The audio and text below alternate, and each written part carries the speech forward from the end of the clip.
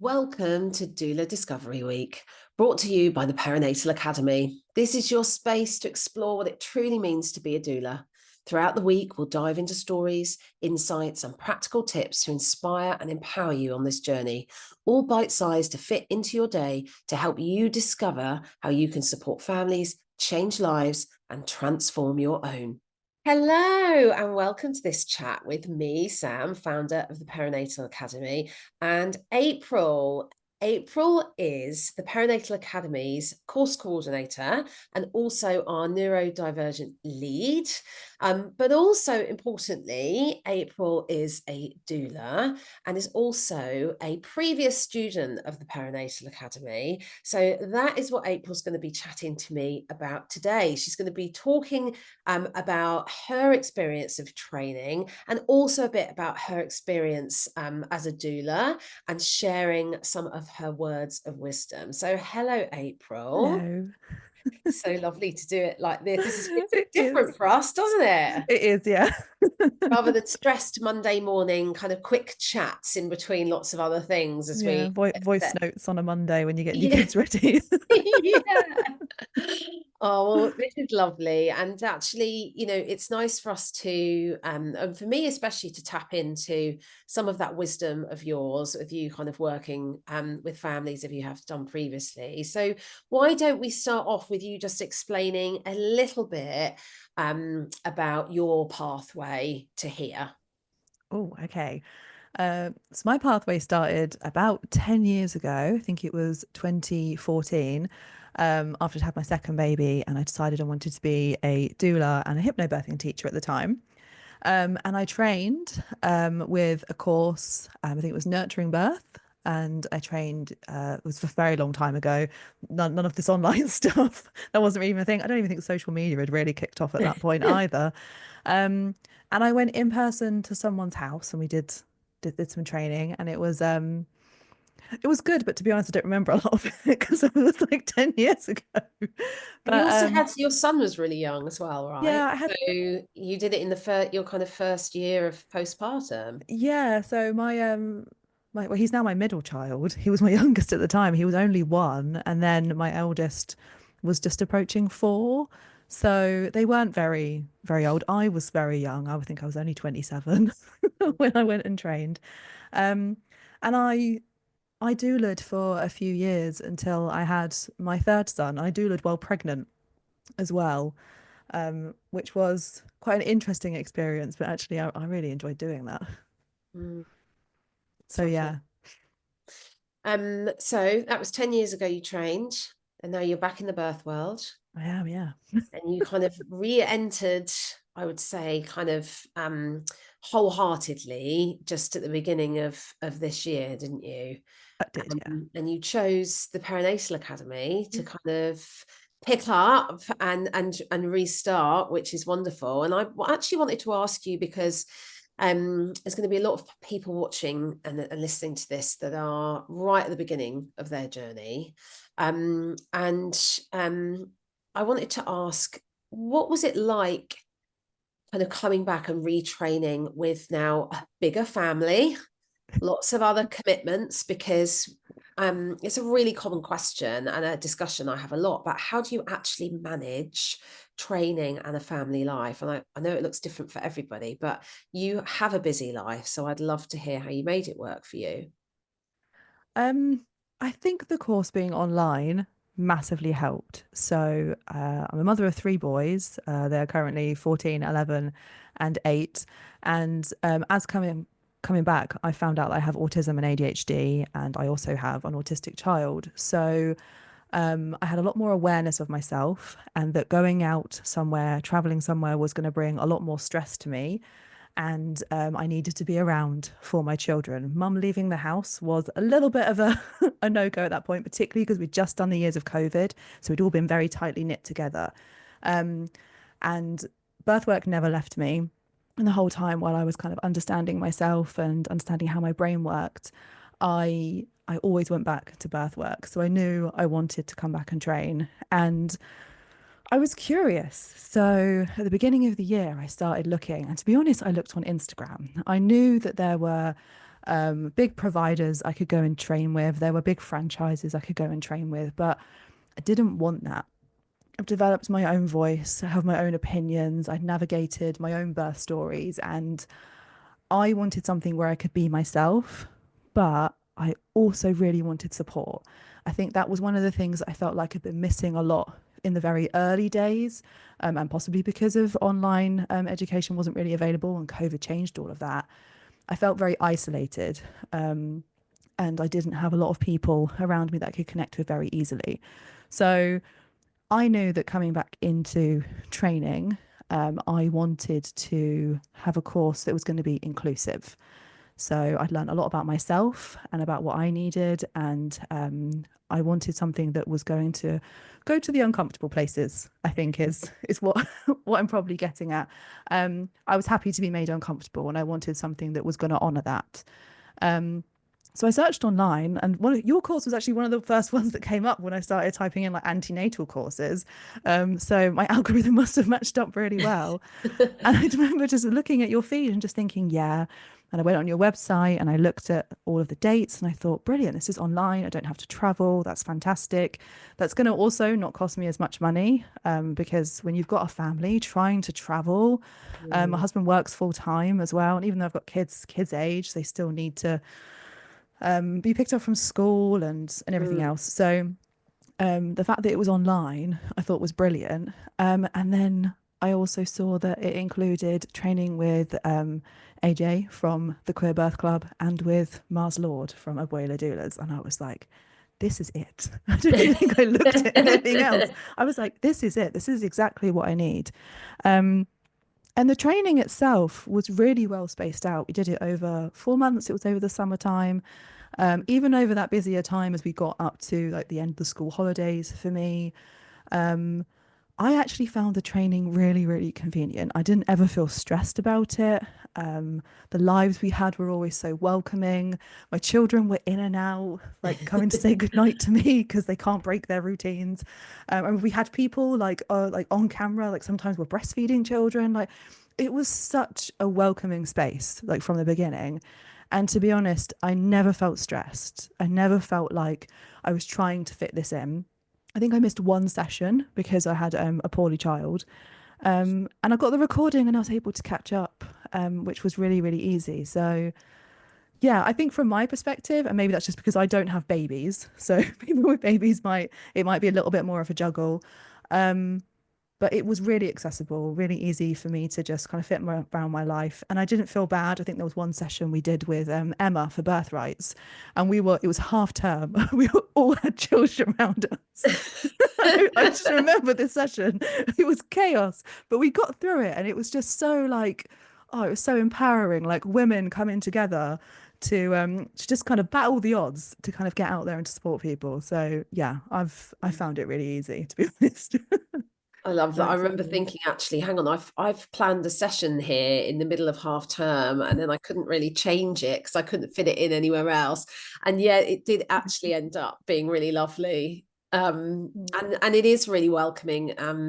Here we try also just to be super flexible with things, that we understand that kind of life happens. And like we said, there's very rarely we ever have a session without a small child kind of making an appearance at one time or another. And we absolutely love it. And I think one of our educators, I think, breastfed her baby through pretty much a whole session in the last course that we did. She did, yeah, yeah, Yeah, which and is it was just amazing. lush. It was just really lush. So yeah, we're all about being as comfortable as possible. And it's great to hear that you didn't feel stressed. I think it can be quite daunting for a lot of people to return to study, actually. And there are things that we ask you to do outside of the modules themselves. There are some assignments that we ask you to look at and things. And how did you find those? I found them okay. I was a little bit worried. So, being diagnosed autistic and ADHD, I struggled with education. So, having to write big, long essays or like things like that would always really stress me out.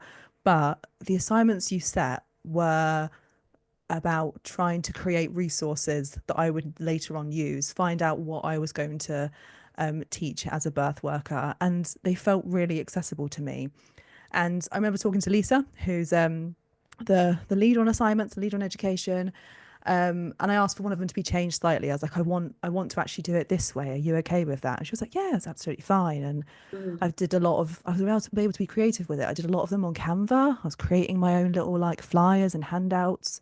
And I'm still using those same resources now. The things that I wrote then, I'm still able to pull back on as I move forward with my own birth work. So I wouldn't say they weren't academic. The knowledge is academic, and what we are learning is at a high level, but it's not in kind of a like a snobby way, I guess is the way. So like you don't have to be like a complete academic to be able to go and be a really good birth worker.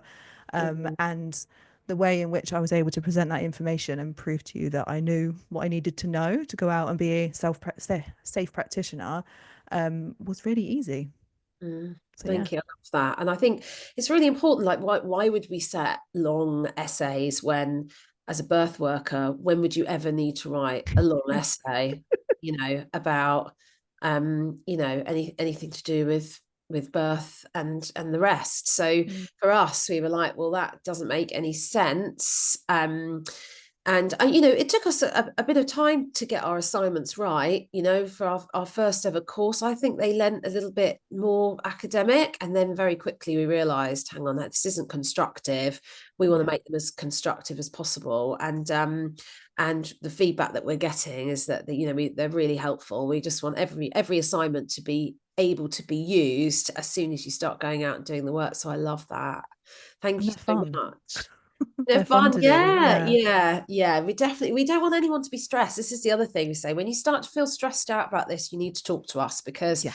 like this work is heart led work. Like the motivation that people come to birth work is really personal, and we want to really like nurture that motivation in a positive way. And when people start getting stressed out about things, we say, hang on, hold up, like let's kind of take a couple of steps, because we want this whole process, investing in yourself, investing in a new pathway for yourself, just is wondrous. It's Mm. brave, and there's so many rewards to come from it. So we always urge people, when it starts to feel like it's too hard, or even hard, I should say, then we are there ready to work out what it is you need to bring it back, to make it a positive experience. And to be honest, we don't get very many people feeling that way. Sometimes when they No. start the work, they can start to feel that way. And obviously we've got a whole heap of support um, for you when you are actually out there in your community, to make sure you continually feel in a good place with it all, basically. I think when groups start hearing me ranting in their Telegram groups on voice notes, everyone kind of starts calming down and going, "Oh, okay, this is the vibe. This is all right." Yeah. And it's okay for us to, rant about this, or, Mm. there's so many spaces, isn't there? There's so many safe spaces for Yeah. us to be able to kind of share and support together, which is a huge driver and why I created the Academy in the first place. So Yeah. so why don't we share some of your doula wisdom Okay. with people who are thinking about potentially following their calling to becoming a doula, or just curious about what it all means and what it could look like. Um, Give me your three things. Like, what three things would you share with people that are considering doing this work? Okay. I have them written down. So if anyone's watching a video of this, I might be looking down. Um, okay. So the first one is you don't have to have all the logistics figured out. Mm, Going on call can feel really, really daunting because you are responsible for getting to someone's birth. And actually, I think if you are concerned about that, first of all, that already shows that you are a really heart-led person that wants to be providing a really good service and to be a safe person for people. So that's already a good sign.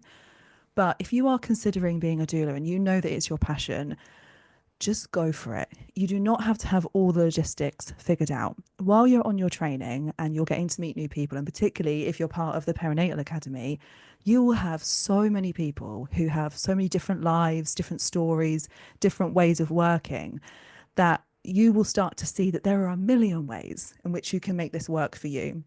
mm, And a lot of the time, being a doula isn't necessarily about you needing to be somewhere specifically. You want your client to be going for as long as possible without you, that they have the confidence that they are okay. They can call on you when they need you, but yeah, you don't need to like be available every single second of the day on anxious alert. And if you want to be a doula, just go and do it, and you will start to figure out your own processes over time. The second one is understand the maternity system, the real maternity system. Mm. And I think as birth workers, we have safe spaces, as we said, where we go and talk about our frustrations with the maternity system, the huge frustration between what physiology needs to work in birth and actually the system the majority of women and birthing people are going into. It can take its toll and it can be difficult at times.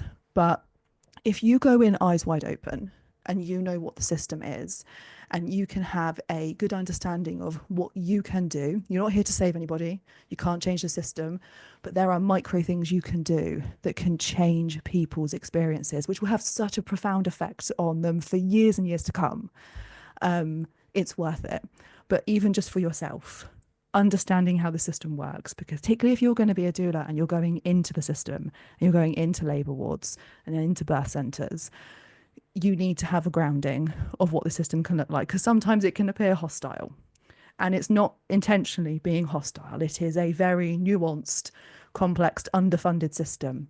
And understanding that is really going to help you on your journey as you're going into being a doula. It's going to protect your mental health, which is like the most important thing.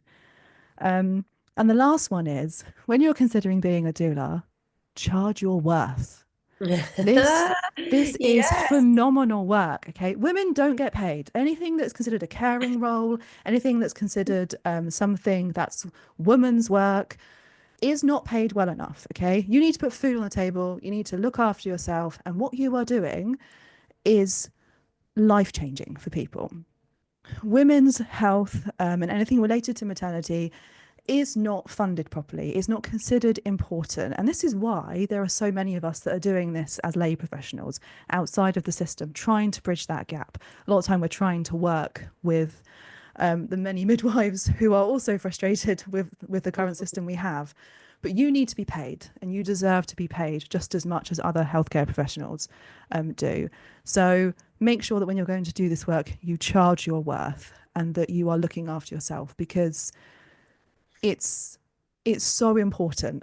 And women need to be paid for the work they are doing. We provide Yeah. so much emotional labor. We need to be paid properly, and people will be able to pay that. You can do work elsewhere where you are helping others who might be on scholarship schemes and doing kind of like a volunteer work, but you also have to prioritize making money. Otherwise, you will burn yourself out as well. So yeah, those are my three.